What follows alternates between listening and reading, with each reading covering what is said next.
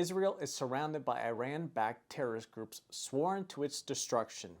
Yet, most Canadian news media outlets continue to demand restraint, even after Hamas's atrocities of October 7, 2023. These threats are very real. Israel's enemies are camped on every single border, watching and waiting to kill again. No nation would tolerate this kind of threat, and Israel shouldn't have to either. Most media and politicians just don't get Israel's geography. Everything is very close together. For example, Gaza sits just 1 kilometer from the Israeli town of Sderot, giving residents only 15 seconds to reach shelter when Hamas fires rockets. Tel Aviv is only about 80 kilometers from Gaza, about the drive from Toronto to Hamilton or from Vancouver to Abbotsford.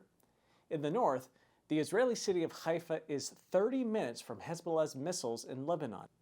When we say Israelis live with terror on their doorstep, it's inconceivable to most Canadians how close that actually is. Canadians would never tolerate missiles from Detroit destroying homes and farms around Windsor day in and day out for years. Yet our media urges Israeli restraint, showing how little grasp they have of how real and close the danger actually is. For years, the media have minimized this threat against all evidence. Hamas's charter demands genocide and not compromise. Hezbollah once aimed 150,000 missiles at Israel before Israel forced them to surrender. In Iran, their puppet master continually chants death to Israel while actively building nuclear weapons. On October 7, 2023, we saw Palestinian terrorists putting these words into action, murdering over 1,200 Israelis, abducting over 250, and maiming, raping, and torturing countless more. Yet the media continues to push this cycle of violence narrative, calling Hamas militants, downplaying October 7th, and whitewashing terrorism as resistance. The news media rarely shows the high rates of post-traumatic stress disorder among Israeli children who have spent their whole lives living near bomb shelters. These are kids growing up on a football field away from people who want them dead and who try to make that happen on a daily basis. Instead of balanced narratives, our media weaves a story of Palestinian victimhood, with Israeli suffering nowhere to be seen. They focus on Palestinian suffering without explaining how Hamas makes conditions more miserable by the day. They wield emotional language unconditionally against Israel.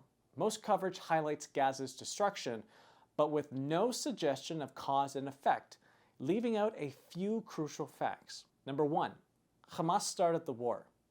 Number 2, Hamas uses neutral zones like hospitals to store their weapons. Number 3, Hamas still holds Israeli hostages, some alive and some murdered in captivity. Hamas fatality numbers make no mention of combatant status. We never find out how many victims were actually terrorists. Here's the truth. Hamas started a war it couldn't win. For over a century now, Palestinian Arabs have been attacking and murdering Jews and then crying victim. At last, Israel's leaders said enough is enough and took action, yet the world condemned them. When it comes to Israel, the world tries to apply the strange moral logic of restraint, while making bizarre demands for humanitarian aid. Former Canadian Prime Minister Justin Trudeau condemned Israeli retaliation almost immediately after Hamas's October 7th invasion. Headlines often describe Israeli strikes first, leaving out what provoked them. Canada suspended arms exports to Israel in March, marketing it as an effort to check Israel's aggression, though Israel was not the aggressor. Meanwhile, our leaders call for unimpeded humanitarian access, but never make mention of Hamas's hijacking of aid. Israel is pressured to send aid to Gaza, even as Hamas is still firing missiles at Israeli communities. Restraint might make sense if the enemies were thousands of miles away when they pose no real threat. When they're on your front lawn, it's suicide. The media and politicians demand moral purity from Israel while excusing its enemies' barbarism. The world demands not only that Israel live with monsters on its doorstep, but also that it power and feed the monsters, demands made of no other country on earth. Until our media grasp just how close the danger is, they'll keep on whitewashing terror with euphemisms and double standards. The real story isn't why Israel defends itself. It's why the world expects Jews to die quietly rather than fight back.